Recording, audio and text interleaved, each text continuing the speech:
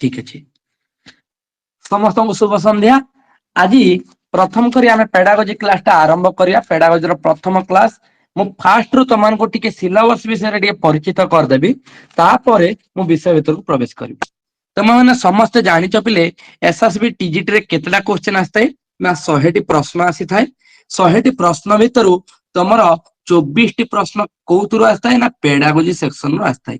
आ जो पिला पेडागोजी रे स्ट्रांग हेगला पेडागोजी रे भलो स्कोर रखी पकेला ताले जानिबो ता पई चाकरीटा कौन होता है सेफ जोन हो जाए से सब बेले चेष्टा करिवो पेडागोजी को केमती स्ट्रांग करिवो। आ संस्कृत रो जो पार्ट अछि से संस्कृत रो पार्ट रे कोनोसी क्लिष्टता नाही। जो माने मध्य संस्कृत को भलो भाबरे टिके ओवरऑल भी मध्य चेक कर दैछन ताले मध्य तांकर 120 प्लस मार्क रहइबो। ताले देखिबा पिले जो एसएसबी टीजीटी एग्जाम हुए से गोटे क्वेश्चन को 1.5 मार्क लेखाए थाए। ताले 24 टा क्वेश्चन तुम्हारा पेडागोजी रु आसीबो। से पेडागोजी रो मु टिके देखे रहउची सिलेबस तापर मु तुमन को भीतर को विषय भीतर को प्रवेश करबी। ठीक अछि देखो जो पेडागोजी सेक्शन अछि सेतिरो लर्निंग प्रोसेस जोटा फर्स्ट यूनिट जोटा सेतिरे understanding the learning process learning as a process and outcome approaches माने लर्निंग रो केतोटी भाग अछि जेमति बिहेवियरिज्म हला कॉग्निटिविज्म हला कंस्ट्रक्टिविज्म हला ह्यूमनिस्टिक एप्रोच हला ए भली भाबरे तार चारि भाग रे विभक्त करायछि। सेही चारि भाग को मध्ये आमे विस्तृत रे पढिबा हला। एटा होछि ह्यूमनिस्टिक रो कार्ल रोजरंकर तापरे कंस्ट्रक्टिव पियाजेट और बैगोट्स्की कर बेसिक कंडीशन जोटा पिलाटी लर्निंग करिया पई तार कोन कोन जरूरत थाए कोन कोन दरकार थाए ना रेडीनेस थिबा दरकार मैच्योरेशन हेतिबा दरकार मोटिवेशन दरकार टास्क एंड मेथड को मेथड रे पढिले पिलाटी बुझी परिबो सेही विषय रे पिलाटर ज्ञान थिबा दरकार।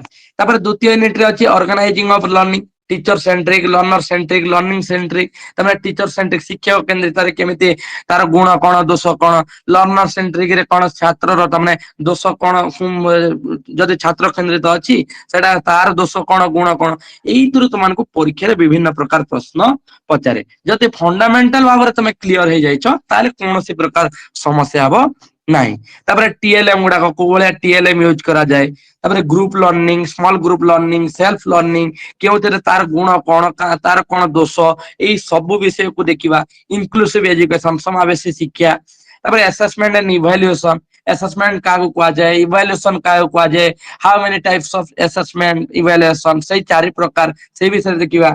सीसी कागो को जाए से सब विषय को नै कि ए 10 रु 15 दिन भीतर हमें तुम्हारा पेडागोजी रो थियोरिकल जो क्लास गुडा को अछि से थियोरिकल क्लास गुडा को हमें कंप्लीट करबा।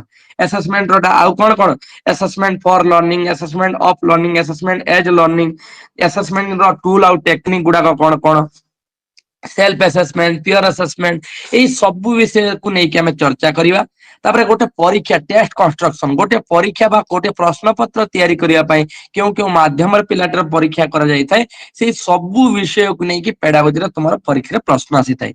आ एसएसबी टीटी एई भले एसएसबी गोटे एई भले संस्था जे कि सिलेबस रु बाहर को जाय नै से सिलेबस भीतर ही थाए आ सेही विषय को नै कि से कोन करताए प्रश्न पचारताए केमिति ना किछिटा अंडरस्टैंडिंग लेवल रो किछिटा सब्जेक्ट नॉलेज रो एई भली भाबरे तमान को प्रश्न पचारिबो। ताले एहा तिला तुमरा सिलेबस पिले मु तमान को देखे दउची। आज हम प्रथम करी आरंभ करिया कोन लर्निंग प्रोसेस समस्त म्यूट कर दबो पिले जार कहिबार थिबो से ही कहइबो बाकी पिला समस्त कोन करिवो अनम्यूट कर म्यूट कर दबो। ताहाले जिबा हमें विषय को मु तमान को तो सिलेबस सामान्य भाबरे देखे देली सिलेबस देखे साला परे मु एबे जाउची तमान को पीपीटी ला मु तमान को क्लास नेबी हला। तमान समस्त ध्यान सहित सुनिबो आ जोटी डाउट रहइबो से डाउट मते पचारिबो। समस्त स्क्रीन देखा होउची तो आज्ञा सर आज्ञा ठीक अछि। ताले आज हम स्टार्ट करबा लर्निंग प्रोसेस। लर्निंग काहा को कहा जाय पिला ने कहला देखि लर्निंग हमें काहा को कहिता लर्निंग रो ओडिया पद कोन ओडिया शब्द कोन लर्निंग होउची शिक्षा शिक्षणम लर्निंग माने होची शिक्षण ଆମେ ଯୋଉଟା ଶିଖୁଛେ ସେଇଟାକୁ ଲର୍ଣ୍ଣିଂ ବୋଲି କି କୁହାଯାଇଥାଏ। ତାହେଲେ ସେଇ ଲର୍ଣ୍ଣିଂ ପେଡାଗୋଜି ଆମେ କଣ ପାଇଁ ପଢିବା ନା ପିଲାମାନଙ୍କୁ କୋଉ ଭଳିଆ କେମିତିଆ ପରିବେଶ ଦରକାର, ପିଲାମାନେ କେମିତି ଲର୍ଣ୍ଣିଂ କରିପାରିବେ, ସେଇ ସବୁ ଜାଣିବା ପାଇଁ ଆମେ କଣ କରିଥାଉ ଲର୍ଣ୍ଣିଂ ପେଡାଗୋଜି ବା ଲର୍ଣ୍ଣିଂ ବିଷୟରେ ଆମେ ଭଲ ଭାବରେ ଜାଣିଥାଉ। ତାହେଲେ ପ୍ରଥମେ ଦେଖିବା ଲର୍ଣ୍ଣିଂ ଆମେ କାହାକୁ କହୁ। Learning is the process of acquiring new knowledge, behaviour, skill, value, attitude through experience or training। ଏଇଠି ଦେଖ ତମକୁ ବହୁତ ଲାଙ୍ଗୁଏଜ ରେ ଦିଆଯାଇଛି, ଗୋଟେ ଇଂଲିଶ ରେ ବି କୁହାଯାଇଛି, ତାର ଓଡିଆ ମଧ୍ୟ କୁହାଯାଇଛି, ଯାହା ଦ୍ୱାରା ତମକୁ ବୁଝିବାରେ ମଧ୍ୟ ସହଜ ହବ। ଲର୍ଣ୍ଣିଂ ଗୋଟିଏ ପ୍ରୋସେସ ପିଲେ, ଲର୍ଣ୍ଣିଂ ଗୋଟେ ପ୍ରୋସେସ ନା ଆମେ ଗୋଟେ ଜିନିଷ ଆଜି ଶିଖିଲେ ପୁଣି କାଲି ଗୋଟେ ଆଉ ଗୋଟେ ନୂଆ ଜିନିଷ ଶିଖିଲେ ତାହେଲେ ସେଇଟା କଣ ହବ କଣ୍ଟିନ୍ୟୁଅସ ଚାଲିଥିବ, ସତତ ପ୍ରକ୍ରିୟା ଭାବରେ ସେ ଲର୍ଣ୍ଣିଂ ଟା ଚାଲିଥିବ। ନା ମୁଁ 10 କ୍ଲାସ ପର୍ଯ୍ୟନ୍ତ ଲର୍ଣ୍ଣିଂ କରିବି ତାପରେ ଆଉ ଲର୍ଣ୍ଣିଂ କରିବିନି, ସେମିତି କଲେ ହେଇପାରିବ ନାହିଁ। ଲର୍ଣ୍ଣିଂ ହଉଛି ଗୋଟେ ପ୍ରୋସେସ, ସେଟା ଆଜୀବନ ପ୍ରକ୍ରିୟା ବୋଲି କୁହାଯାଏ। ଆମେ ମରିବା ପର୍ଯ୍ୟନ୍ତ ଆମେ ଲର୍ଣ୍ଣିଂ କରିଥାଉ ଯେକୌଣସି ଜିନିଷରେ। ନା କେମିତି ଆମେ ଲର୍ଣ୍ଣିଂ କରୁ ନା ଲର୍ଣ୍ଣିଂ ଟା ଦି ପ୍ରକାର ମାଧ୍ୟମ, ବହୁତ ପ୍ରକାର, ଏଇଠି ଦି ପ୍ରକାର କୁହାଯାଇଛି ଏକ୍ସପିରିଏନ୍ସ ଆଉ ଟ୍ରେନିଂ। ଅନୁଭବ ଦ୍ଵାରା ନতুବା ଆମେ ତାଲିମ ଦ୍ଵାରା। ତାଲିମ ମାନେ ଯେମିତି ଆମେ ଶିକ୍ଷା ଶାସ୍ତ୍ରୀ କରିଗଲେ ଶିକ୍ଷକତା କରିବା କେମିତି ଆମକୁ ଆମେ କେମିତି ଜାଣିଲେ, ଆମେ ଟ୍ରେନିଂ ନେଇକି ଜାଣିଲେ। ଟ୍ରେନିଂ ବିଏଡ ଏଣ୍ଟ୍ରାନ୍ସ ଦେଲେ, ବିଏଡ ଏଣ୍ଟ୍ରାନ୍ସ ପରେ ଆମେ ଦି ବର୍ଷ ଆମେ କଣ କରିଗଲେ ଟ୍ରେନିଂ କରିଗଲେ, ଟ୍ରେନିଂ କରିସାରିଲା ପରେ ସାର୍ଟିଫିକେଟ ନେଇକି ଆସିଲେ। ଆମେ ସେଇ ବିଷୟରେ କେମିତି ପିଲାଙ୍କୁ ପଢା ହବ ସେଇଟା ଆମେ ଟ୍ରେନିଂ ଦ୍ଵାରା ଆମେ ଶିଖିଲେ। କିଛି ଲୋକ କଣ ଏକ୍ସପିରିଏନ୍ସ ଦ୍ଵାରା, ଯେମିତି ମା ରୋଷେଇ କରୁଛନ୍ତି, ପ୍ରଥମେ ରୋଷେଇ କଲେ, ସେ କ୍ଷୀରିଟା କଲା ବେଳକୁ ଟିକେ ଚିନି ଅଳ୍ପ ହେଲା, ଦ୍ୱିତୀୟ ଥର କଲା ବେଳକୁ ଆହୁରି ଟିକେ ଭଲ ହେଲା, ତୃତୀୟ ଥର କଲା ବେଳକୁ ଆହୁରି ଟିକେ ଭଲ ହେଲା। ଏଇ ଭଳିଆ ତାମାନେ ଧୀରେ ଧୀରେ ଅନୁଭବ ଦ୍ଵାରା କଣ ହେଇଥାଏ ଗୋଟେ ଜିନିଷଟା ଜଣେ ଶିଖିଥାଏ। ଠିକ ସେଇଭଳିଆ ଲର୍ଣ୍ଣିଂ ହଉଛି ଗୋଟେ କଣ୍ଟିନ୍ୟୁଅସ ପ୍ରୋସେସ। ଆଉ ଏଇଟା କେମିତି ଶିଖିଥାନ୍ତି ନା ଏକ୍ସପିରିଏନ୍ସ ଆଉ ଟ୍ରେନିଂ ଦ୍ଵାରା। ତାଲିମ କିମ୍ବା ଅଭିଜ୍ଞତା ମାଧ୍ୟମରେ ଆମେ କଣ କରିଥାଉ, new knowledge, behaviour, skill, value ଆଉ ଆଟିଟ୍ୟୁଡ ରେ ଆମେ କଣ କରିଥାଉ ପରିବର୍ତ୍ତନ ଆଣିଥାଉ। ସେଇଥିପାଇଁ ଓଡିଆରେ କୁହାଗଲା ତାଲିମ କିମ୍ବା ଅଭିଜ୍ଞତା ମାଧ୍ୟମରେ ନୂତନ ଜ୍ଞାନ, ଆଚରଣ, କୌଶଳ, ମୂଲ୍ୟବୋଧ ବା ମନୋଭାବ ହାସଲ କରିବାର ପ୍ରକ୍ରିୟାକୁ ଆମେ ଲର୍ଣ୍ଣିଂ ବୋଲିକି କହିଥାଉ। ପିଲେ ଏତିକି ବୁଝିପାରିଲ ସମସ୍ତେ। ତାହେଲେ ଆମେ କଣ ଲର୍ଣ୍ଣିଂ ଗୋଟେ ପ୍ରୋସେସ, ସେଇଟା ଆମେ ବିଭିନ୍ନ ୱେରେ ଏକ୍ସପିରିଏନ୍ସ ମାଧ୍ୟମରେ ହଉ ବା ଟ୍ରେନିଂ ମାଧ୍ୟମରେ ଆମେ ଶିଖିଥାଉ। ଯେମିତି ନୂଆ ଜ୍ଞାନ ହେଲା, ଆମେ ବ୍ୟବହାରରେ ପରିବର୍ତ୍ତନ, ଯେମିତି ଗୋଟେ ଶିଶୁ ଗୋଟେ ଆସିଲା ଗୁରୁଙ୍କୁ ପ୍ରଥମେ ନମସ୍କାର କଲା, ତାକୁ ଦେଖିକି ଆଉ 5 ଜଣ ନମସ୍କାର କଲେ। କେମିତି ସେ ଦେଖିକି ନମସ୍କାର କଲେ ନା ବିହେଭିୟର, ତାପରେ ପୂର୍ବ ଛାତ୍ର ଆଚରଣ ବା ପୂର୍ବ ଛାତ୍ର ବ୍ୟବହାରକୁ ଦେଖିକି ଅନ୍ୟ ପିଲାମାନେ ଅନୁକରଣ କଲେ। ସ୍କିଲ୍ ସେଇଭଳିଆ, ଗୋଟେ ଲୋକଟେ ପଢଉଛି ତାର ସ୍କିଲ୍ କୁ ଦେଖିକି, ଯେମିତି ଆମେ ସୂକ୍ଷ୍ମ ଶିକ୍ଷଣ କରିଥାଉ, ସୂକ୍ଷ୍ମ ଶିକ୍ଷଣରେ ଗୋଟେ ଟିଚର ଗୋଟିଏ କୌଶଳକୁ ନେଇକି ପଢେଇବେ, ତାକୁ ଅନୁକରଣ କରିକି ପିଲାମାନେ ସ୍କିଲ୍ ଡେଭଲପମେଣ୍ଟ କରନ୍ତି। ଆଟିଟ୍ୟୁଡ ସେଇଭଳିଆ, ଭ୍ୟାଲ୍ୟୁ, ନିଜର ମୂଲ୍ୟବୋଧକୁ କେମିତି ବୃଦ୍ଧି କରିବେ। ଏଇ ସବୁ ଜିନିଷ ଆମେ କୋଉଥିରୁ ଶିଖିଥାଉ, ଲର୍ଣ୍ଣିଂ ରେ ଶିଖିଥାଉ। ଆଉ ଲର୍ଣ୍ଣିଂ କେମିତି ନା ଏକ୍ସପିରିଏନ୍ସ ବା ଟ୍ରେନିଂ ମାଧ୍ୟମରେ ଆମେ ଶିଖିଥାଉ। ତାହେଲେ ଏଇଟା ଗଲା ପିଲେ ତାର କି ପଏଣ୍ଟ ଗୁଡାକ। ଏବେ ଦେଖିଦେବା କିଛିଟା ଡେଫିନେସନ। ଓଏସଟିଇଟି ଏକ୍ସାମ ରେ କିଛିଟା ଡେଫିନେସନ ପଚାରିଥାଏ। ଆଉ ଆମର ଯୋଉଟା ଅଛି ଏସଏସବି ଟିଇଟି ହଉ ବା ଅନ୍ୟ ଯୋଉ ଆରଟି ହଉ, ଏଇଥିରେ ଅଧିକାଂଶ ଡେଫିନେସନ ପଚାରି ନଥାଏ, ତଥାପି ମଧ୍ୟ ତୁମମାନେ କିଛି ମୁଖ୍ୟ ଡେଫିନେସନ ମାନଙ୍କୁ ମୁଖସ୍ଥ କରିଥିବ। ଯେମିତି ଗେଟ୍ସ ତାଙ୍କର ମତ ଦେଇଛନ୍ତି କଣ, learning is the modification of behaviour through experience and training. Learning ଗୋଟେ ମୋଡିଫିକେସନ, ବିହେଭିୟର ବ୍ୟବହାରରେ ପରିବର୍ତ୍ତନ ଆଣିଥାଏ। ଲର୍ଣ୍ଣିଂ ଟା ନା କେମିତି ନା ଏକ୍ସପିରିଏନ୍ସ ଅନୁଭବ ଦ୍ଵାରା, ଆଉ କଣ ଟ୍ରେନିଂ ମାନେ ହଉଛି ତାଲିମ ଦ୍ଵାରା। ଯୋଉଟା ପୂର୍ବ ଡେଫିନେସନରେ ମୁଁ କହୁଥିଲି, ସେଇଟା ହିଁ ଗେଟ୍ କହିଛନ୍ତି ଯେ ନା ପିଲାମାନେ ତାଙ୍କର ବ୍ୟବହାରରେ ପରିବର୍ତ୍ତନ କେମିତି ଆଣିଥାନ୍ତି ନା ଏକ୍ସପିରିଏନ୍ସ ଦ୍ଵାରା ବା ଟ୍ରେନିଂ ଦ୍ଵାରା ଆଣିଥାନ୍ତି। ତାର ଓଡିଆ ମଧ୍ୟ ଲେଖା ହେଇଛି, ଦେଖିପାରିବ। ତାପରେ ଉଡୱର୍ଥ କଣ କହିଛନ୍ତି, the process of acquiring new knowledge and new responses is the process of learning. ନୂତନ ଜ୍ଞାନ ଓ ନୂତନ ପ୍ରତିକ୍ରିୟା ହାସଲ କରିବାର ପ୍ରକ୍ରିୟା ହେଉଛି ଶିକ୍ଷଣ। ଦେଖ, ଏବେ ତମେ ମାନେ ପିଲାମାନେ କଣ ପଢିବା ପାଇଁ କୋଚିଂ ନଉଛ, କଣ ପାଇଁ ନା ଚାକିରି ଗୋଟେ କରିବି, ମୁଁ କିଛି ଗୋଟେ ଶିଖିବି, ଶିଖିଲେ ମୁଁ ପରୀକ୍ଷାରେ ପାସ୍ କରିବି। ସେଇଟା ଗୋଟେ କଣ ଲର୍ଣ୍ଣିଂ ପ୍ରୋସେସ। ସେ ଲର୍ଣ୍ଣିଂ ପ୍ରୋସେସ କରିବା ପାଇଁ ତୁମେ ଯାହା କଲ, जहाँ तुम रेस्पॉन्स है से रेस्पॉन्स को कौन कह जाए लर्निंग बोलिकी मन कर तुम कोचिंग जॉइन कल कोचिंग रे तो जॉइन कर पिला क्लास करूना लर्निंग हो नहीं लर्निंग करने तुम जहाँ जहाँ कार्यक्रम कल जहाँ रेस्पॉन्स कल से माध्यम तुम कौन होता है लर्निंग होता है जेमती the process of acquiring new knowledge नुआ ज्ञान जानिबा पाई तुमे जेहा प्रोसेस करूछ नुआ रेस्पॉन्स नुआ प्रतिक्रिया करूछ सेटा को कहा जाए लर्निंग किए कहते वुडवर्थ तापर स्किनर स्किनर का विषय तो तुम समस्त जानिछ behaviourism learning is process of progressive behaviour adoption शिक्षण होची प्रगतिशील आचरण बा एडॉप्शन प्रक्रिया ये कौन कहे जनकर व्यवहार को देखिकी सी कौन करे अनुकरण करे अनुकरण करिकी से जिनसटा शिखी थाए किए कहते ना स्किनर सी बिहेवियरिज्म व्यवहारवादी समर्थक जिते से सब कौन कहते अन्य को देखिकी अनुकरण करिकी पिलाटी शिखी थाए बोलिकी सी कहते एटा पळेगला पिले तीनटा मुख्य मुख्य डेफिनेशन आउ कौन अच्छी देखीदेवा आउ तीनटा डेफिनेशन कौन कौन अच्छी क्रो एंड क्रो बोली कि जड़े आमर कौन सी कहते learning is the equation of habit knowledge and attitude शिक्षा होची अभ्यास ज्ञान और मनोभाव हासिल करबा हैला केमिति ना पिलाटी तुमको एबे देखो गोटे दिन पाठ पढ़िल आ गोटे दिन तुमको पढ़िया को इच्छा लागिलानी धीरे धीरे धीरे धीरे धीरे धीरे अभ्यास जदि चलीगला ताले पाठटा तुम लर्निंग परमानेंटली चेंज हम कि हम ना गोटे दिन मन रहा भूली जाऊच कौन पाई कहीं अभ्यास अनभ्यास विषम विद्या बोली कह जाए तुम्हें प्रथम दिन आज गोटे दिन मुझे क्लास कली आज क्लास तुम शुणीगल भल भाव बुझीगल मन रहीगला कि 5-6 दिन पर सेटा जदि मने न रहिला ताले आमे ताकू लर्निंग कहिबा कि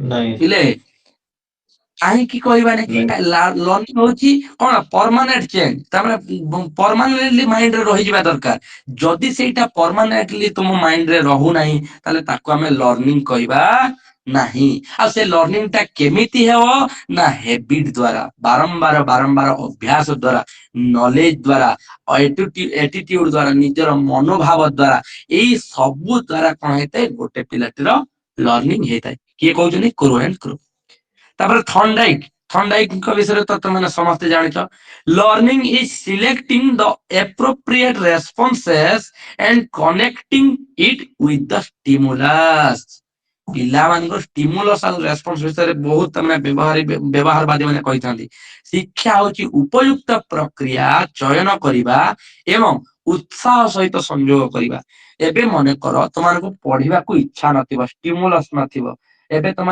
कौन पे क्लास करूछ ना तुम पाइबार इच्छा अच्छी पाइबार इच्छा कौन चाकरी करिवार इच्छा अच्छी सेइथिपाई तो तुम मैंने क्लास करूछ सेई भलिया उत्साह जदि मनरे नाही ताले तुमरो लर्निंग हेई परिबो नाही सेथिपाई कहूची स्टिमुलस दरकार The learning is the selecting the appropriate responses and connecting it with the stimulus.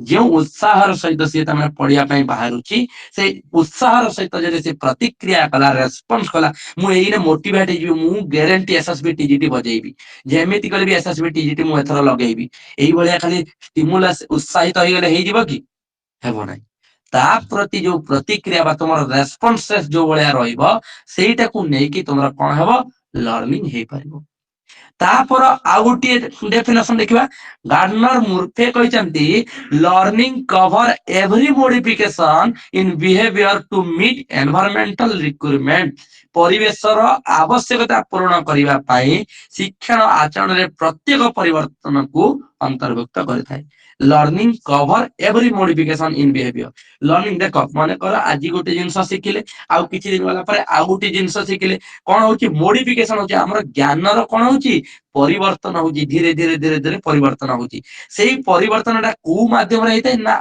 Environment जहा हमकु शिखैतै आमे कहूना जे देश जाई से फल खाई बोली की कहथौ परिवेश को नहीं कि आमे सेही भलिया आमे कोन करथौ मॉडिफिकेशन करथौ बिहेवियर हमर चेंजेस आसी थाए ताको मध्य कोन कहा जाय लर्निंग कहा जाय बोली की कहा जाय एई भलिया भाबरे 6टा 7टा डेफिनेशन अछि पिले तुमने मुखस्त कर दबो जा द्वारा तुमको हेल्पफुल हो ଏବେ ଦେଖିବା ଲର୍ଣ୍ଣିଂ ର କ୍ୟାରେକ୍ଟରିଷ୍ଟ ଗୁଡାକ ପିଲାମାନେ ସ୍କ୍ରିନଶଟ ନେଇ ଯାଉଥିବ ଯାହା ଦ୍ୱାରା ତୁମକୁ ନୋଟ କରିବାରେ ସୁବିଧା ହେବ। କ୍ୟାରେକ୍ଟରିଷ୍ଟ ଗୁଡାକ କଣ କଣ କେମିତି ଆମେ ଜାଣିବା? ଲର୍ଣ୍ଣିଂ ଲର୍ଣ୍ଣିଂ ହଉଛି କଣ relatively permanent change in behaviour of the learner. Learner ମାନେ ଯିଏ ଶିକ୍ଷାର୍ଥୀ ଥିବ, ଯିଏ ଶିକ୍ଷାର୍ଥୀ ତାର ବିହେଭିୟର ପରମାନେଣ୍ଟଲି ଚେଞ୍ଜେସ ଥିବ। ମନେକର ଆଜି ଜଣକୁ କୁହାଲା ଗୋଟେ ମଦୁଆକୁ କୁହାଲା ଆରେ ମଦ ପିଇବାଟା ଭଲ ନୁହଁ, କଲିଜା ଖରାପ ହେଇଯିବ ବା ତୋ ଦେହ ଅସୁସ୍ଥ ରହିବ, ତୋ ଦେହରେ ରୋଗ ହେଇଯିବ ବା କ୍ୟାନ୍ସର ହେଇଯିବ, ଏଇଭଳିଆ ଆମେ କହିଦେଲେ। ସିଏ କଣ କଲା କାଲି ପିଇଲାନି ପରଦିନ ପିଇଲାନି, କିନ୍ତୁ ତା ପରଦିନ କଣ କରିବ ପୁଣି ଗୋଟେ ବୋତଲ ପିଇଦବ। ତାହେଲେ ତାର ଲର୍ଣ୍ଣିଂ ହେଲା କି? ଲର୍ଣ୍ଣିଂ ହେଲା ନାହିଁ। ସିଏ କଣ କହୁଛି ଲର୍ଣ୍ଣିଂ ଆମେ ତାହାକୁ କହିବା ଯାହା ଦ୍ୱାରା କଣ ତ ପରମାନେଣ୍ଟଲି ଚେଞ୍ଜ ହଉଥିବ କଣ ବିହେଭିୟରରେ, ବ୍ୟବହାରରେ ପରମାନେଣ୍ଟଲି ଯଦି ଚେଞ୍ଜ ହଉଛି ତାହେଲେ ଯାଇ ଆମେ ତାକୁ ଲର୍ଣ୍ଣିଂ ବୋଲି କହିବା। ଯେମିତି ଆମେ ଗୋଟେ ବିଷୟ ପଢି ସାରିଲା ପରେ ଆମର ପରମାନେଣ୍ଟଲି ମାଇଣ୍ଡରେ ରହିବ ଯଦି ଆମେ ତାକୁ ଲର୍ଣ୍ଣିଂ କହିବା। ଆଉ କିଛି ଦିନ ପରେ ଯଦି ଭୁଲି ଯାଉଛି ପୁଣି ସେଇ ଭୁଲଟାକୁ ଆମେ ଦୋହରଉଛି ତାହେଲେ ସେଇଟାକୁ ଲର୍ଣ୍ଣିଂ କୁହାଯାଏ ନାହିଁ। ଲର୍ଣ୍ଣିଂ ହଉଛି ୟୁନିଭର୍ସାଲ, ଲର୍ଣ୍ଣିଂ ହଉଛି ୟୁନିଭର୍ସାଲ ସମସ୍ତଙ୍କ ପାଇଁ। ଏମିତି କୁହାହବନି ଏଇ କୋଚିଂ ପଢୁଛି ଇଏ ଖାଲି ଲର୍ଣ୍ଣିଂ କରିପାରିବ ଅନ୍ୟମାନେ କରିପାରିବେନି, ସେଇଭଳିଆ ନାହିଁ। ଲର୍ଣ୍ଣିଂ ହଉଛି ୟୁନିଭର୍ସାଲ, ସାର୍ବଭୌମିକ, ସମସ୍ତେ କରିପାରିବେ। ଆଡଜଷ୍ଟମେଣ୍ଟ ହେଲା, ଲର୍ଣ୍ଣିଂ କଣ ହଉଛି ଆଡଜଷ୍ଟମେଣ୍ଟ। ଲର୍ଣ୍ଣିଂ ଆମକୁ କଣ ଶିଖେଇଥାଏ? ଆଡଜଷ୍ଟମେଣ୍ଟ ଶିଖେଇଥାଏ। ଆଉ କଣ ପରପୋଜ ସିପ୍ ଆଉ ଗୋଲ ଓରିଏଣ୍ଟେଡ। ଲର୍ଣ୍ଣିଂ କଣ ହେଇଥାଏ? ଗୋଲ ଓରିଏଣ୍ଟେଡ। ତୁମେ ଯେଉଁ ଉଦ୍ଦେଶ୍ୟ ନେଇକି ତୁମେ ପଢିବା ପାଇଁ ଆସିଛ ସେଇ ଉଦ୍ଦେଶ୍ୟ ପୂର୍ତ୍ତି ପାଇଁ ଲର୍ଣ୍ଣିଂ କଣ କରିଥାଏ? ହେଲ୍ପଫୁଲ କରିଥାଏ। Continuous, learning is a continuous process. Learning ଟା କଣ କଣ୍ଟିନ୍ୟୁ ଚାଲିବ, ଆଜୀବନ ପ୍ରକ୍ରିୟା। ଲର୍ଣ୍ଣିଂ କୁ କଣ କୁହାଯାଏ? ଆଜୀବନ ପ୍ରକ୍ରିୟା, ନିରନ୍ତର ଚାଲିଥିବ। ମରିବା ପର୍ଯ୍ୟନ୍ତ ତୁମେ ମାନେ କଣ କରିବ? କିଛି ନା କିଛି ଶିଖିବ। ଆମେ ଖାଲି କହିବେ ବିଷୟ ପାଠର ବିଷୟ ଖାଲି ଜାଣିବାଟା ସେଇଟାକୁ ଲର୍ଣ୍ଣିଂ କୁହାଯାଏ। କାହାର ବ୍ୟବହାରରେ ହଉ କିମ୍ବା କାହାର ଅନ୍ୟ ଯେକୌଣସି କ୍ଷେତ୍ରରେ ହଉ ପିଲାଟି ଲର୍ଣ୍ଣିଂ କରିଥାଏ। ଲର୍ଣ୍ଣିଂ ଟ୍ରାନ୍ସଫରେବୁଲ, ପରିବର୍ତ୍ତନଶୀଳ। ଆଜି ଗୋଟେ ଜିନିଷ ଜାଣିଛେ ତାହେଲେ କାଲି ଆଉ ଗୋଟେ ପରିବର୍ତ୍ତନ କରିଦବା, ଟିକେ ପରିବର୍ତ୍ତନ। ଯେମିତି ଗୋଟେ ଆମେ ଟମାଟୋ ଖଟା ଗୋଟେ କରିବା ଶିଖିଥିଲେ, ସେଇ ଟମାଟୋ ଖଟାଟା ଆମେ କଣ କରୁଥିଲେ? ଖଟା ହିସାବରେ କରୁଥିଲେ। କେତେବେଳେ ଆମେ ଚିନି ପକେଇକି ମିଠା ଖଟା ମଧ୍ୟ କରିଦବା, କେତେବେଳେ ଆମ୍ବିଳ ମଧ୍ୟ କରିଦବା। ଏଇଭଳି ଭାବରେ କଣ ଟ୍ରାନ୍ସଫରେବୁଲ, ଯାହା ଆମେ ଶିଖିଛେ ତାକୁ ଆମେ କଣ କରିଥାଉ? ଧୀରେ ଧୀରେ ଧୀରେ ଧୀରେ ପରିବର୍ତ୍ତନ ମଧ୍ୟ କରିଥାଉ। Modification of behaviour age A result of experience. ଆମର ବ୍ୟବହାରକୁ ଆମେ କଣ କରିଥାଉ? ମୋଡିଫାଏ କରିଥାଉ। କେତେବେଳେ ନା ଆମର ରିଜଲ୍ଟ କୁ ଦେଖିକି ବା ଆମର ଅନୁଭବ ବା ଆମର ଏକ୍ସପିରିଏନ୍ସ କୁ ଦେଖିକି। ମନେକର ଏଇନେ ମୁଁ ଗୋଟେ କଣ କଲି, ଗୋଟେ ବିଷୟ ତାକୁ ମୁଖସ୍ଥ କଲି ଆଉ ତାର ମକ୍ ଟେଷ୍ଟ ଦେଲି। ମକ୍ ଟେଷ୍ଟ ଦେଲା ପରେ ମୋ ରିଜଲ୍ଟ କେମିତି ଆସୁଛି? ସେ ରିଜଲ୍ଟ ଯେମିତି ଆସିଲା ସେଇ ରିଜଲ୍ଟ ହିସାବରେ ମୁଁ କଣ କରିବି? ମୋର ପଢିବାର ଶୈଳୀଟାକୁ ମୁଁ କଣ କରିବି? ପରିବର୍ତ୍ତନ କରିବି। ନା ମୋର ଏଥିରେ ମାଇନସ ମାର୍କିଂ ରହୁଛି, ଏଇଟାକୁ ମୁଁ ଷ୍ଟ୍ରଙ୍ଗ କରିବି। ଏଇଭଳି ଭାବରେ ଆମର ବ୍ୟବହାରରେ ମଧ୍ୟ ପରିବର୍ତ୍ତନ କରିଥାଉ। କେତେବେଳେ? ଯେତେବେଳେ ଆମେ ଆମର ରିଜଲ୍ଟ ବା ଆମର ଅନୁଭବ ତାକୁ ଦେଖିଥାଉ, ଏକ୍ସପିରିଏନ୍ସ ଦ୍ଵାରା ଆମେ ଯାହା ଜାଣିଥାଉ। ଗ୍ରେଜୁଆଲ ମାନେ କ୍ରମିକ ଭାବରେ, ଲର୍ଣ୍ଣିଂ ଗୋଟେ ଗ୍ରେଜୁଆଲ ପ୍ରୋସେସ। ଆମେ ଗୋଟିଏ ପ୍ରଥମ ଶ୍ରେଣୀର ଶିଶୁଟାକୁ ଆମେ ଦଶମ ଶ୍ରେଣୀର ପୁସ୍ତକ ପଢେଇଲେ ତାର ମନେ ରହିବ କି? ତାର ଲର୍ଣ୍ଣିଂ ହେଇପାରିବ କି? ନାଇଁ ସାର୍ ଗୋଟିଏ ନାଇଁ। ପ୍ରଥମ ଶ୍ରେଣୀର ଶିଶୁକୁ ଆମେ ଯଦି ଦଶମ ଶ୍ରେଣୀର କାର୍ଯ୍ୟ ଦେବା ତାହେଲେ ସିଏ କରିପାରିବ ନାହିଁ ବା ସିଏ ଶିଖିପାରିବ ନାହିଁ। ତାର ସ୍ତର ଅନୁସାରେ କ୍ରମିକ ଭାବରେ ଯଦି ଆମେ ତାକୁ ଲର୍ଣ୍ଣିଂ ଦେଲେ ତାହେଲେ ସେ ପିଲାଟିର ଲର୍ଣ୍ଣିଂ ଭଲ ଭାବରେ ହେଇପାରିବ। ଆଉ କଣ କହୁଛି? Life long process. ଏଇଠି ଲର୍ଣ୍ଣିଂ ର ପଏଣ୍ଟ ଗୋଟେ ଗୋଟେ ଯୋଡିଦବ ହେଲା, ନୋଟ କଲା ବେଳକୁ। Learning is the universal, learning is the adjustment, learning is the goal oriented, learning is the purposive, ତାପରେ learning is the continuous process, learning is the transferable. ଏଇଭଳିଆ ତମେ ନୋଟ କରିବ ହେଲା, ମୁଁ ସର୍ଟ କି ଭାବରେ ଲେଖିଦେଇଛି। Learning is the life long process. Learning ତୁମର ଗୋଟିଏ ସମୟ ସୀମା ମଧ୍ୟରେ ସରିଯାଏ ନାହିଁ, ଲର୍ଣ୍ଣିଂ ଟା ମରିବା ପର୍ଯ୍ୟନ୍ତ ହେଇଥାଏ। ମରିବା ପୂର୍ବରୁ ମଧ୍ୟ ଗୋଟେ ଲୋକଟି ଶିଖିଥାଏ। ଠିକ ଅଛି। ଆଉ learning is both individual and social. Learning ଟା ସୋସିଆଲ, ସମାଜରୁ ମଧ୍ୟ ଶିଖିଥାଉ, ଆଉ କୋଉଥିରୁ? ଇଣ୍ଡିଭିଜୁଆଲ, ବ୍ୟକ୍ତିଗତ ମାଧ୍ୟମରେ ମଧ୍ୟ ଆମେ ଶିଖିଥାଉ। ମୁଁ ତମକୁ ଅନ୍ତିମରେ ଦେଖେଇବି ପିଲେ ଏଇ କ୍ୟାରେକ୍ଟରିଷ୍ଟ ଗୁଡାକ ତମ ପାଇଁ କେତେ important. Most important in previous year ଯୋଉଟା ଆମର ଏସଏସସି ଟିଜିଟି ହେଇଥିଲା ଏଇ କ୍ୟାରେକ୍ଟରିଷ୍ଟ ରୁ ଗୋଟିଏ ରୁ ଦିଟା ପ୍ରଶ୍ନ ଆସିଥିଲା। ମୁଁ ଦେଖେଇବି ତମକୁ, ସ୍କ୍ରିନଶଟ ନେଇଥାଅ ଏଇ ପଏଣ୍ଟ ଟାକୁ। ତାପରେ ଯିବା ଲର୍ଣ୍ଣିଂ ର ଫ୍ୟାକ୍ଟର ଗୁଡାକ। ନା କେମିତି ଲର୍ଣ୍ଣିଂ ଫ୍ୟାକ୍ଟର ମାନେ କଣ, ପିଲାଟିର ଲର୍ଣ୍ଣିଂ କେମିତି ହେଇପାରିବ ଆଉ କେଉଁ କେଉଁ ସ୍ଥାନରେ ହେଇଥାଏ। ଯେମିତି ଲର୍ଣ୍ଣିଂ ଫ୍ୟାକ୍ଟର ପର୍ସନାଲ ଓ ଏନଭାରମେଣ୍ଟ ବୋଲିକି ମୁଁ ଦି ଭାଗରେ ବିଭକ୍ତ କରିଛି। ଯେମିତି ପର୍ସନାଲ ଗଲା କଣ, learner related, teacher related, curriculum related, factor related, ଏଇଭଳି ଭାବରେ। ଆଉ ଏନଭାରମେଣ୍ଟ ର ଦେଖିବା ସୋସିଆଲ, ଫିଜିକାଲ ରିଲେଟେଡ। ଯେମିତି ଗୋଟେ ପିଲାଟିର ଲର୍ଣ୍ଣିଂ ହେଇପାରୁନି କଣ ପାଇଁ, ପିଲାଟି ମନେ ରଖି ପାରୁନାହିଁ କଣ ପାଇଁ, କିଛି ଲର୍ନର ପ୍ରୋବ୍ଲେମ ଥାଇପାରେ, ପର୍ସନାଲ ପ୍ରୋବ୍ଲେମ, ଯେମିତି ଅସୁସ୍ଥତା ହଉ, ତାର ଦେହ ତାମାନେ ଅନିଚ୍ଛା ଥାଉ, ବା ମ୍ୟାଚୁରିଟି ତାର ହେଇନଥିବ ସେଇଥିପାଇଁ। ବା ଟିଚର ରିଲେଟେଡ ମାନେ କଣ, ସେ ଠିକ ଟିଏଲଏମ ବ୍ୟବହାର କରୁନଥିବ, ତାର ପଢେଇବା ଶୈଳୀ ଟା ଠିକ ନଥିବ, ତାର ବୁଝେଇବା ଶୈଳୀ ଟା ପିଲାମାନେ ବୁଝି ପାରୁନଥିବେ, ପିଲାମାନେ ପ୍ରଶ୍ନ ପଚାରିଲେ ତାମାନେ ଶିକ୍ଷକ ରାଗି ଯାଉଥିବେ, ତାହେଲେ ପିଲାମାନଙ୍କର ଅନିଚ୍ଛା ଆସିବ। ଅନିଚ୍ଛା ଆସିଲା ମାନେ ପିଲାଟିର ଲର୍ଣ୍ଣିଂ ହେଇପାରିବ ନାହିଁ। ତାପରେ କରିକୁଲମ ଆଣ୍ଡ କଣ୍ଟେଣ୍ଟ ରିଲେଟେଡ, ସେଇ ଯୋଉ ମୁଁ ପୂର୍ବରୁ କହୁଥିଲି ପାଠ୍ୟ ବସ୍ତୁ, ଯେମିତି ପ୍ରଥମ ଶ୍ରେଣୀର ଶିଶୁକୁ ଯଦି ଆମେ ଯଦି ଦଶମ ଶ୍ରେଣୀର ବିଷୟ ପଢେଇବା ତାହେଲେ ତାର କିଛି ଲର୍ଣ୍ଣିଂ ହେଇପାରିବ ନାହିଁ। ତାହେଲେ କରିକୁଲମ କଣ୍ଟେଣ୍ଟ ରିଲେଟେଡ ଭଲ ଥିବାର ଅଛି। ଫ୍ୟାକ୍ଟର ରିଲେଟେଡ ସିଷ୍ଟମ ହେଲା, ଆମର ପରିବେଶକୁ ନେଇକି ଆମେ ସବୁ ଗୁଡାକ ଦେଖିବା। ଏନଭାରମେଣ୍ଟ ସୋସିଆଲ, ଯୋଉଟା ଆମର ସାମାଜିକ ପରିବେଶ ଟା କେମିତି ଅଛି। ମନେକର ଆମେ ଯୋଉଠାରେ କ୍ଲାସ କରୁଛେ, ଯୋଉଠି ସେ ଆମେ ବିଦ୍ୟାଳୟରେ ଅଛି, ବିଦ୍ୟାଳୟ ସାଇଡ ରେ ଗାଡି ମଟର ସାଉଣ୍ଡ ହଉଥିବ, ମାଇକି ବାଜୁଥିବ, ଗୀତ ବାଜୁଥିବ, ତାହେଲେ ପିଲାମାନଙ୍କର ଲର୍ଣ୍ଣିଂ ହେଇପାରିବ ନାହିଁ। ଫିଜିକାଲି ମନେକର ଫିଜିକାଲି ତାର ଜ୍ୱର, ଛୁଆଟିକୁ ପ୍ରବଳ ଜ୍ୱର ହଉଛି ହେଲା, ମୁଣ୍ଡ ବିନ୍ଧା ହଉଛି ବା ଝାଡା ହଉଛି ବା ବାନ୍ତି ହଉଛି, ସେ ଯାଇକି କ୍ଲାସ ରେ ବସିବ, ବସିଲେ ହେଲେ ତାର ମନଟା ପଢାରେ ଲାଗିବ କି, ଲାଗିବ ନାହିଁ, ଯାହା ଦ୍ଵାରା ତାର ଲର୍ଣ୍ଣିଂ ହେଇପାରିବ ନାହିଁ।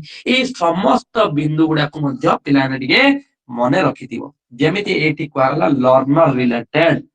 ଲର୍ନର ଯେତେବେଳେ ଶିକ୍ଷାର୍ଥୀଟି ଲର୍ଣ୍ଣିଂ କରିଥାଏ, ତାକୁ କଣ କଣ ମୋଷ୍ଟ ଇମ୍ପୋର୍ଟାଣ୍ଟ ଦରକାର ଥାଏ, କେମିତି କଲେ ସେ ପିଲାଟି ଭଲ ଭାବରେ ଲର୍ଣ୍ଣିଂ କରିପାରିବ। ଯେମିତି ପିଲାମାନଙ୍କୁ ମୋଟିଭେସନ ଦରକାର କି, ପିଲେ ତମେ ମାନେ ଆଜି ପଢୁଛ କଣ ପାଇଁ, ଆରେ ଏତେ ପିଲା ତ ଦେଖୁଛ ପୋଷ୍ଟ ବାହାରିନେ, ଏତେ ପିଲା ତ ଡିମୋଟିଭେଟ ହେଇକି ଅଛନ୍ତି, ତୁମେ ମାନେ କଣ ପାଇଁ ପଢୁଛ, କାହିଁକି ନା ତୁମେ ମାନେ ମୋଟିଭେଟ ହେଇଛ। କଣ ପାଇଁ ମୋଟିଭେଟ ହେଇଛ, ନା ମୁଁ ମୋ ଜୀବନରେ ମୁଁ ଗୋଟେ ଚାକିରି କରିକି ଦେଖେଇବି, ତା ପାଇଁ ଯେବେ ପୋଷ୍ଟ ଆସୁନା ନାହିଁ ମୁଁ କିନ୍ତୁ ପଢୁଥିବି, ମୋର ପଢାଟା କେତେବେଳେ ମୁଁ ବନ୍ଦ କରିବି ନାହିଁ। ଏଇଥିପାଇଁ ତ ତୁମେ ତାମାନେ ଆମର ଅଗଷ୍ଟ ମାସରୁ ପଢୁଛ, ହଁ କି ନାଇଁ, ମୋଟିଭେଟ ହେଇଛ ତମ ମାନେ ସମସ୍ତେ। ଆଉ କଣ ଲର୍ଣ୍ଣରରେ ଆଉ କଣ କଣ ପ୍ରୋବ୍ଲେମ, ଏଜ, ଆୟୁକୁ ନେଇକି। ମୁଁ ସେଇ କଥା ହିଁ ତମମାନଙ୍କୁ କହୁଥିଲି, ଗୋଟେ ପ୍ରଥମ ଶ୍ରେଣୀର ଶିଶୁକୁ ଯଦି ଆମେ ଦଶମ ଶ୍ରେଣୀର ବିଷୟ ପଢେଇବା ତାହେଲେ ତାର ମନେ ରହିବ ନାହିଁ, ତାହେଲେ ଆୟୁକୁ ଦେଖିକି, ବୟସକୁ ଦେଖିକି ମଧ୍ୟ ଲର୍ଣ୍ଣିଂ ହେଇଥାଏ। ମ୍ୟାଚୁରିଟି, ପରିପକ୍ୱତା, ଜାଣିଥିବ ପିଲେ ଯେ କିଛି କିଛି ଲୋକମାନେ ଥାଆନ୍ତି 25-26 ବର୍ଷର ହେଇଯାଇଥିବେ, କିନ୍ତୁ ତାଙ୍କର ଠିକ ଭାବରେ ମ୍ୟାଚୁରିଟି ହେଇନଥାଏ, ମାନସିକ ପରିପକ୍ୱତା ଭଲ ଭାବରେ ହେଇନଥାଏ, ଯାହା ଦ୍ଵାରା ସେମାନଙ୍କର ପିଲାଲି ଆମେ ତମେ ଛାଡି ନଥାନ୍ତି, ମ୍ୟାଚୁରିଟି ପିଲାଙ୍କର ହେଇନଥାଏ।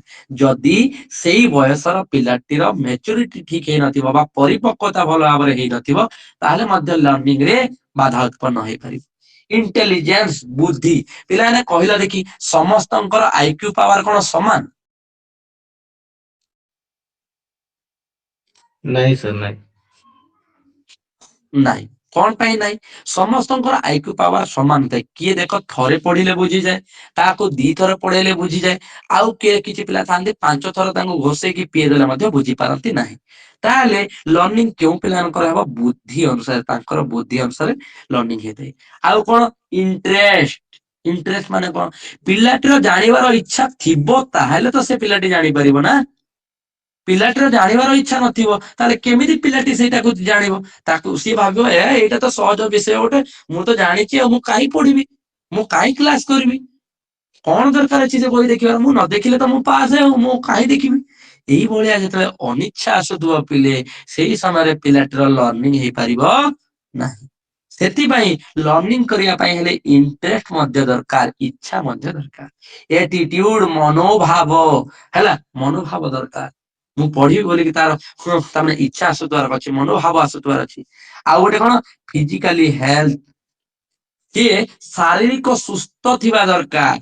ଶାରୀରିକ ସୁସ୍ଥ ଯଦି ନାହିଁ, ତାହେଲେ ମଧ୍ୟ ତାର କ୍ଲାସ ରେ ବା ତାର ଲର୍ଣ୍ଣିଂ ରେ ଅସୁବିଧା ଉତ୍ପନ୍ନ ହେବ। ଆଉ କଣ ଲେଜି ଅଳସୁଆ ଯଦି ହେଇଥିବ ପିଲାଟି କଣ ଏଇନେ କ୍ଲାସରେ ମୋବାଇଲ ଟା ଲଗେଇଥିବ ଖଟରେ ଆରାମ ସେ ଗଦିରେ ପକେଇକି ଶୁଣୁଥିବ ତାହେଲେ ଲେଜି ଅଳସୁଆମୀ ପାଠ ପଢିବାର ବି ଗୋଟେ ସମୟ ଅଛି ପାଠ କେମିତି ପଢାଯାଏ ତାର ମଧ୍ୟ ଜାଣିବା ଦରକାର ହେଲା ଅଳସୁଆମୀ ଯଦି ଥିବ ତାହେଲେ ମଧ୍ୟ ତାର ଲର୍ଣ୍ଣିଂ ହେଇପାରିବ ନାହିଁ ତାହେଲେ ଏଇ ଲର୍ଣ୍ଣର ରିଲେଟେଡ କଣ କଣ ସମସ୍ୟା ଅଛି ଆଉ କଣ କଣ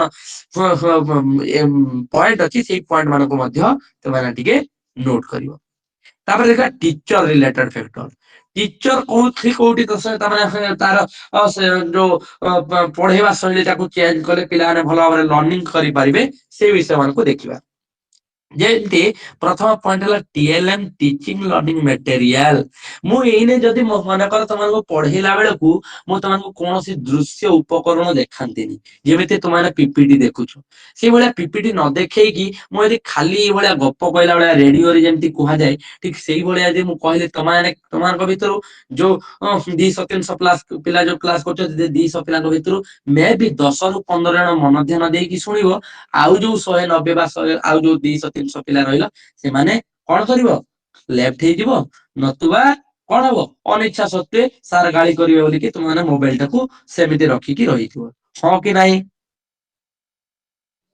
ଆଜ୍ଞା ୟେସ୍ ଅର୍ ନୋ କାହିଁକି ଆଜ୍ଞା ଟିଏଲଏମ ର ପ୍ରୟୋଗ କରିବା ଦ୍ଵାରା ପିଲାମାନେ କଣ ହୁଏ ଏକ୍ଟିଭ ର ସହିତ ଶୁଣନ୍ତି କଣ ଏକ୍ଟିଭ ସେମାନେ ଦେଖିବେ ମଧ୍ୟ ଶୁଣିବେ ମଧ୍ୟ ଦିଟା କାର୍ଯ୍ୟ ଯେତେବେଳେ ତାଙ୍କର ଚାଲିଥାଏ ପିଲାଙ୍କ ଲର୍ଣ୍ଣିଂ ରେ କଣ ହେଇଥାଏ ସହଜ ସାଧ୍ୟ ହେଇଥାଏ ସେଇଥିପାଇଁ ଟିଏଲଏମ ର ଯଦି ଶିକ୍ଷକ ଯଦି ଟିଏଲଏମ ର ପ୍ରୟୋଗ କରୁଛି ତାହେଲେ ତାର ଟିଚିଂ ଟା କଣ ହେଇଥାଏ ବେଷ୍ଟ ହେଇଥାଏ ଲର୍ଣ୍ଣିଂ ମଧ୍ୟ ପିଲାମାନଙ୍କର ଠିକ ଭାବରେ ହେଇଥାଏ ଆଉ କଣ knowledge of the subject and behaviour ଥିଲେ ମୁଁ ଆଜି ଗୋଟେ ଲର୍ଣ୍ଣିଂ ବିଷୟକୁ ପଢଉଛି ସେ ଲର୍ଣ୍ଣିଂ ବିଷୟରେ ଯଦି ମୋର ନିଜର ଜ୍ଞାନ ନଥିବ ତାହେଲେ ମୁଁ ତମକୁ ବୁଝେଇବି କଣ ସେଇଥିପାଇଁ ତାର ଜ୍ଞାନ ରହିବା ଦରକାର ସେ ସବଜେକ୍ଟ ର ପ୍ରତି ଜ୍ଞାନ ରହିବା ଦରକାର ଆଉ କଣ ବିହେଭିୟର ଶିକ୍ଷକ ଯେତେବେଳେ ପାଠ ପଢଉଛି ସେ ପାଠ ପଢେଇବା ସମୟରେ ଯୋଉ ବ୍ୟବହାର ଥିବ ଛାତ୍ର ପ୍ରତି କୋଉ ଭଳିଆ ବ୍ୟବହାର ସେ ପ୍ରଦର୍ଶନ କରୁଛି ସେ ବ୍ୟବହାରକୁ ନେଇକି ପିଲାଙ୍କର ଲର୍ଣ୍ଣିଂ ହେଇଥାଏ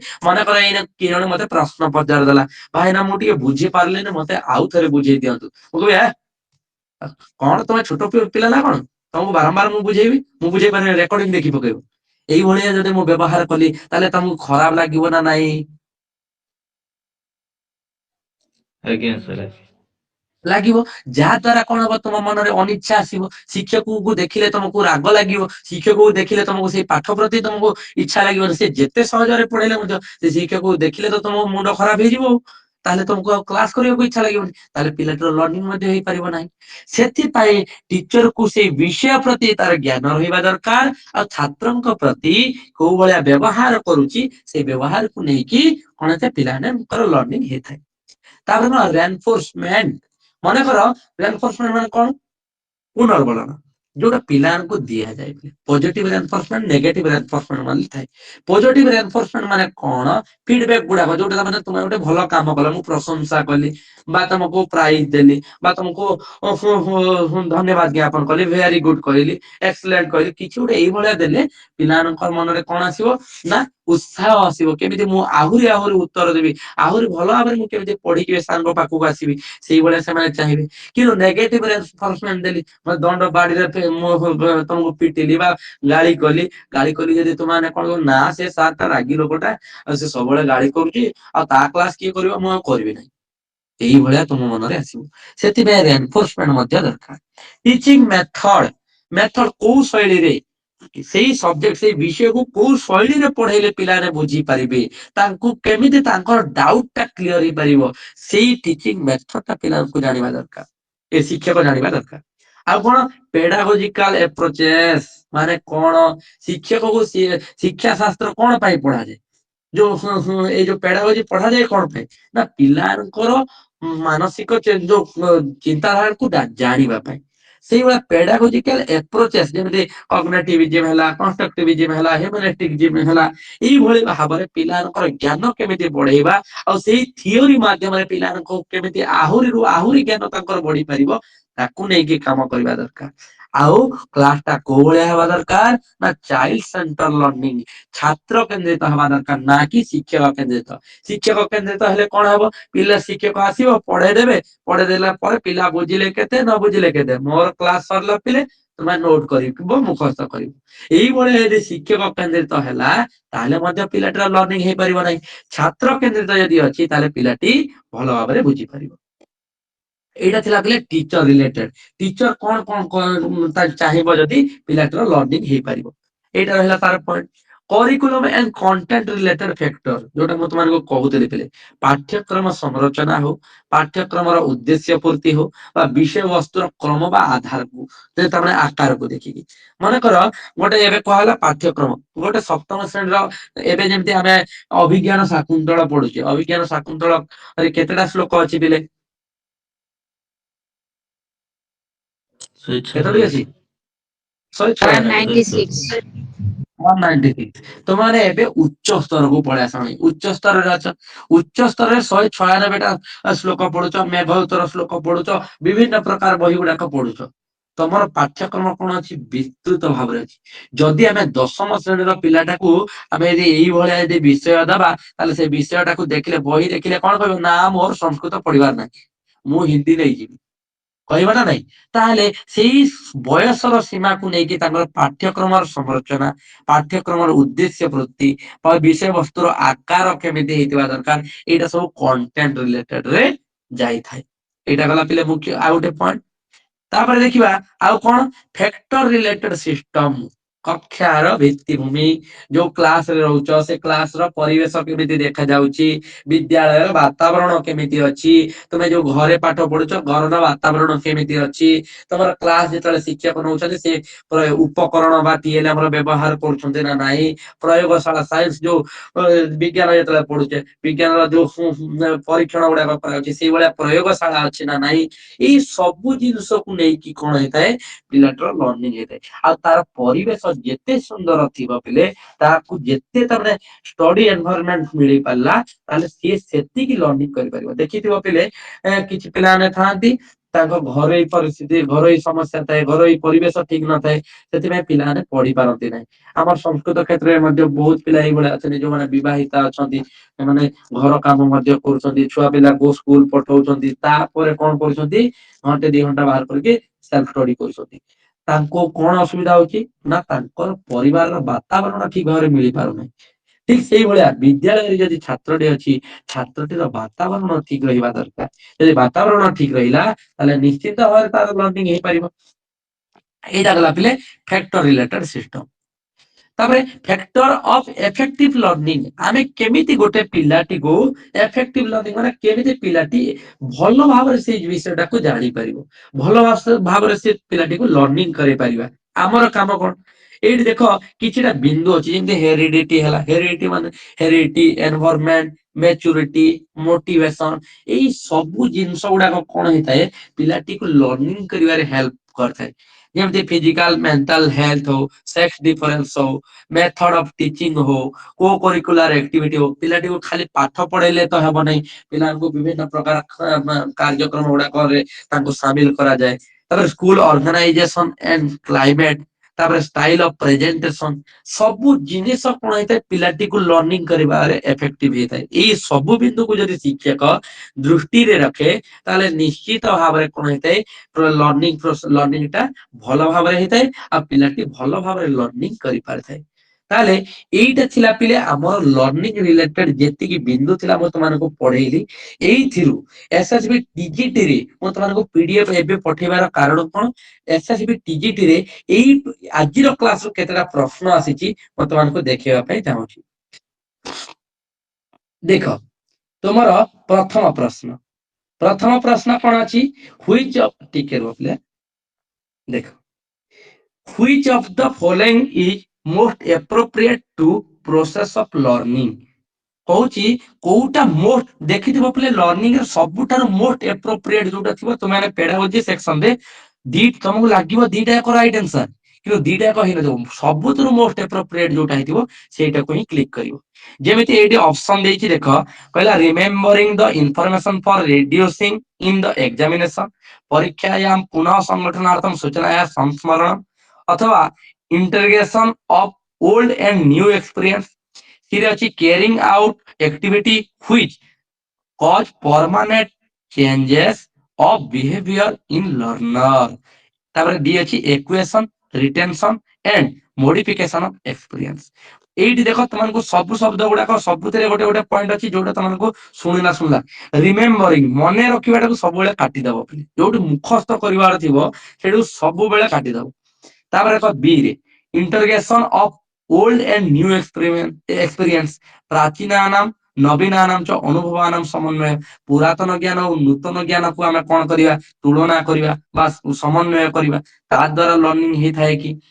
ତାପରେ ସି ରେ ଅଛି carrying out activity which cause permanently changes of behavior in learner, ପ୍ରଶିକ୍ଷିତାର୍ଥନାମ ବ୍ୟବହାରେ ସ୍ଥାୟୀ ପରିବର୍ତ୍ତନ ନିମିତ୍ତମ କାର୍ଯ୍ୟ ସମ୍ପାଦନ। ଗୋଟେ ପିଲାଟିର ପରମାନେଣ୍ଟଲି ଯେତେବେଳେ ବିହେଭିୟର ତାମାନେ ଚେଞ୍ଜ ଆସୁଥିବ ତା ପ୍ରତି ଆମେ ଆକ୍ଟିଭିଟି କରିବା। ନା ଡି ରେ ଅଛି acquisition retention and modification of experience. ଏଇଠି ଦେଖ ପୁଣି ଏଇଠି ତିନିଟା ଜିନିଷ ଅନୁଭବ ଗ୍ରହଣ ଧାରଣ ପରିବର୍ତ୍ତନ। ତାହେଲେ କହିଲା ଦେଖି ଏଇଥିରୁ କୋଉଟା ଗୋଟେ ମୋଷ୍ଟ ଏପ୍ରୋପ୍ରିଏଟ ଆନ୍ସର ହବ? सीटा सीटा ଅପସନ ସି। ଅପସନ ଆମେ ଏବେ ଆମେ ଏବେ ପଢୁଥିଲେ, ଏବେ କଣ ପଢୁଥିଲେ ନା ଆମେ ଲର୍ଣ୍ଣିଂ କାହାକୁ କହିବା, ଯାହାର ତାମାନେ ପରମାନେଣ୍ଟଲି ଚେଞ୍ଜେସ ହଉଥିବ ବିହେଭିୟରରେ, ତାକୁ ଆମେ ଲର୍ଣ୍ଣିଂ କହିବା। ଏଇ ପଏଣ୍ଟ ଟା ପଢିଥିଲେ ନା ନାଇଁ? ନା ଭାଇନା ଆପଣ ତ ଛୋଟ ଲାଇନ ଗୋଟେ ଲେଖିଥିଲେ, ଏଇଥିରେ ଏଡେ ବଡ ବଡ ଅପସନ ଅଛି, ଦେଖିଲେ ଭୁଲ ହେଇଯିବ କି?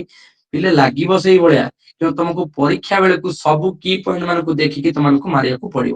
କି ପଏଣ୍ଟ ଗୁଡାକୁ ମୁଁ ବାରମ୍ବାର ପ୍ରାକ୍ଟିସ କରେଇବି ପିଲେ, ତଥାପି ମଧ୍ୟ ତୁମେ ବୁଝିବ। କାହିଁକି ନା ପେଡାଗୋଜି ହଉଛି ଅଣ୍ଡରଷ୍ଟାଣ୍ଡିଂ, ପିଲା ବୁଝିକି ହିଁ ଆନ୍ସର ଦେବ, ଯଦି ରାଇଟ ଆନ୍ସର ହେଇପାରିବ। ତାହେଲେ ଏଇଟା ଦେଖ ଆମେ ଯୋଉ କ୍ଲାସ କଲେ ଆଜି ଗୋଟିଏ ପ୍ରଶ୍ନ ପଢିଲେ, ତା ତଳ ପ୍ରଶ୍ନକୁ ଯିବା। ତା ତଳ ପ୍ରଶ୍ନ ଅଛି learning outcome refer to, learning outcome refer to ଶିକ୍ଷଣ ପରିଣାମ କିମ୍ ବୋଧୟତି। ଶିକ୍ଷଣର ଆଉଟକମ କହିଛି, ଆଉଟକମ କଣ? ଆଉଟକମ ମାନେ ଗୋଟେ ଜିନିଷ ଶିଖି ସାରିଲାଣି। ଲର୍ଣ୍ଣିଂ ପ୍ରୋସେସ ମାନେ କଣ? ଲର୍ଣ୍ଣିଂ ଶିଖୁଛି, କ୍ଲାସ ଟା କରୁଛି। ଲର୍ଣ୍ଣିଂ ଆଉଟକମ ମାନେ କଣ? ସରିଗଲାଣି ସେଇଟା। ତାର ଅପସନ ଦେଖ, change in the behaviour of the learner, completion of the entire course content, selection of proper teaching method, creation of good learning environment। କହିଲା ଦେଖି ଆଉଟକମ ଆମେ କାହାକୁ କହିବା, ଯେତେବେଳେ କାମଟା ସରି ଯାଇଥିବ। ଶିକ୍ଷାर्थी नाम व्यवहारे परिवर्तन, संपूर्णस्य पाठ्यक्रमस्य परिपूर्तिः, समीचीन प्रशिक्षण पद्धतेः चयनम, समुचित शिक्षण परिवेशस्य सर्जनम। କହିଲା ଦେଖି ରାଇट आंसर कौन हबो? ଅପସନ ଏ। एटा ଅପସନ ଏ। ଚେଞ୍ଜ ଇନ ବିଟା ଦ ତ ବିହେଭିୟର। ନା ନା ମୁଁ କହୁଛି ବା, ସବୁବେଳେ ପେଡାଗୋଜିରେ ମୋଷ୍ଟ ଏପ୍ରୋପ୍ରିଏଟ ଆନ୍ସର କୁ ଦେଖିବ, ସବୁଠାରୁ ବେଷ୍ଟ ଆନ୍ସର ଯୋଉଟା ହେଇଥିବ ଅପସନ ଏ। ଶିକ୍ଷାର୍ଥୀର ଆଉଟକମ କହିଛି, ଆଉଟକମ ମାନେ କଣ? ସରିଗଲାଣି, ଲର୍ଣ୍ଣିଂ ସରିଗଲାଣି, ଶିଖି ସାରିଗଲାଣି ସିଏ। ସେଇଥିପାଇଁ ସେଇଠି କହୁଛି change in the behaviour of the learner, ମାନେ ଲର୍ନର ବ୍ୟବହାରରେ ପରିବର୍ତ୍ତନ ଆସି ସାରିଲାଣି। ଆଉ ଗୋଟେ କୋଉଟା ହବ ବୋଲି କହୁଥିଲ ତମେ, ଏବେ ମତେ ଟିକେ କହିଲ।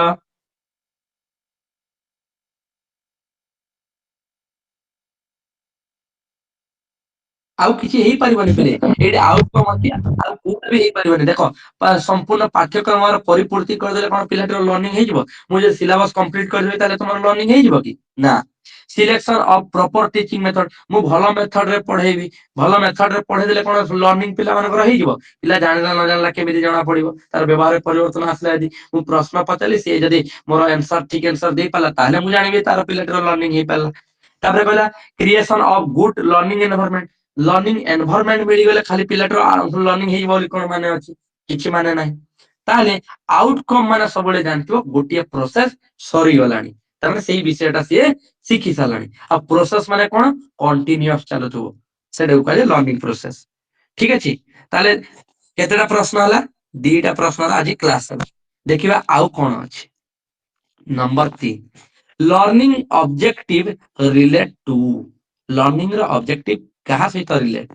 शिक्षण उद्देश्य डैश सह संबंधम learning experience academic achievement intended learning outcome learning environment शिक्षण अनुभवेन सह पाठ्य उपलब्ध्या सह अभिप्रेतस्य शिक्षण परिणामस्य प्राप्त्या शिक्षण परिवेशन आमे लर्निंग ऑब्जेक्टिव काहू कहबा का सहित संबंधित ऑप्शन सी शिक्षण इंटेंडेड शिक्षण लर्निंग एक्सपीरियंस देखो भाभी चिंती के आंसर जी ए हवा